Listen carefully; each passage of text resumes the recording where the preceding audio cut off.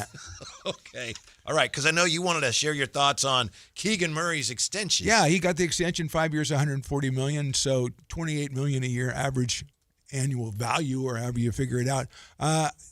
It seems like a lot of money. It kind of seemed like it was pretty much in the ballpark for a guy who's, I don't know, if he's your third option or your fourth option. I know they're thinking he's going to take a big leap. I'm not so sure that he would. But if he's your third option, fourth option, that's not a bad number to have on a guy.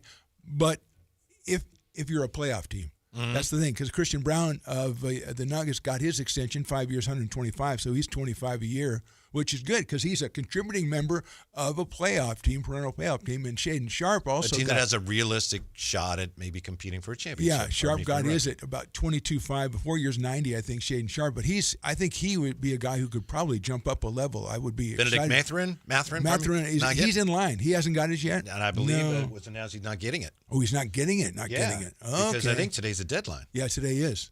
So they don't. And you Dyson mentioned Daniels got his. Yeah, I was wondering about that because he would seem to be a lock for an extension. And he was looking for some big money. He was looking, according to reports, for something in the neighborhood of $30 million a year, which you can't blame anybody for trying to get a lot.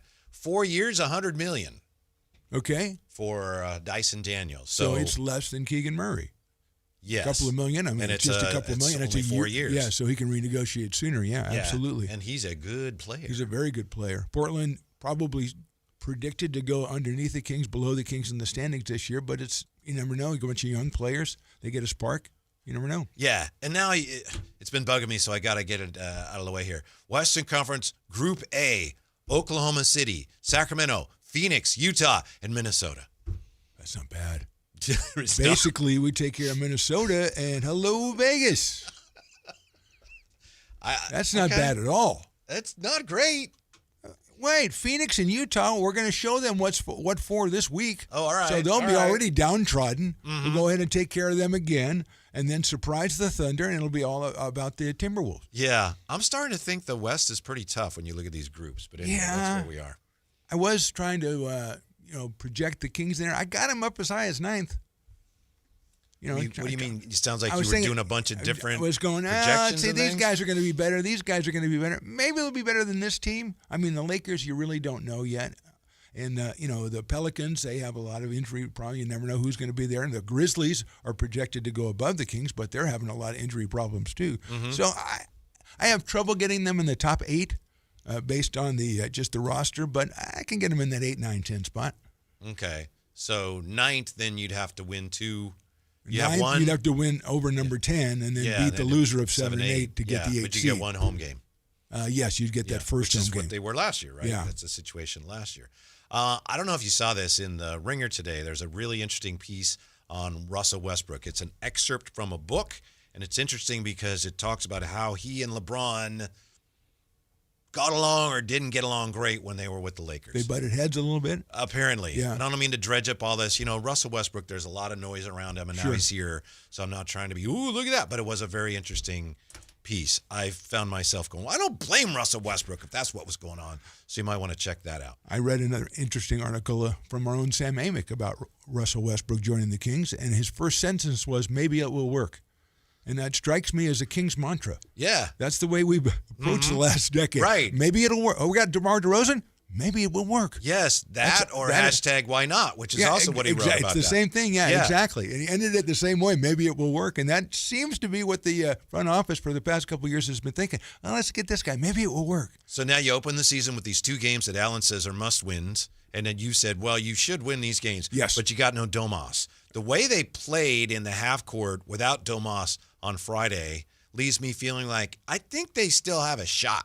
You'd think, Domas. Oh, pow, that blows a giant hole in your chances to win these games. Nothing against Domas, but I thought the half court offense was very functional without him in the last game. Yeah, it was a surprising win over the Lakers, who were playing a lot of their main guys, too. Yes. It's always fun to beat the Lakers. Yes. Yeah, I think they can cover for Domas for a game or two, depending on the opponent. We've already determined the Suns in the middle, not all that impressive. So, yeah, absolutely. You are just not a big Kem Malach fan. I want Kem Malach to have some time to develop. I mean, he's a rookie, okay? You don't throw him out there his first game as a rookie and just say, okay, go ahead and make things happen. He needs a little time. It's a tough game. I thought Herr Schroeder, and I can call him that because I spoke German with him on Media Day, and he said I did okay. I thought that maybe it wasn't a coincidence that he played so much better as the point guard running the show without Domas. And maybe it was just a coincidence. Maybe, he was tired, or maybe he just wasn't as focused on the preseason because he's been playing a long time. Right. It's a preseason. And maybe he decided, it's the last game. I'm going to apply myself a little more. But I thought him playing point and not having to run the offense through Domas, I don't know, to my eye, that's something to keep an eye on going forward. And I'm not blaming Domas for anything or saying it's a problem, but I just can't help but notice that without Domas, the half-court offense, man, it was popping at times. Yeah, the Schroeder is better when he has Germany on his jersey. Is that a thing? I mean, because he's got a little more leeway. I think the Kings will treat him a lot the same way. Won't he have a pretty long leash as far as running the team and not have to worry about making a mistake and coming out of the game? You would think so. Yeah. I know there's some who have suggested one of the reasons they got Westbrook is because they weren't too pleased with the way Herr Schroeder was playing. I would surprise me a little bit because, it's just a few preseason games.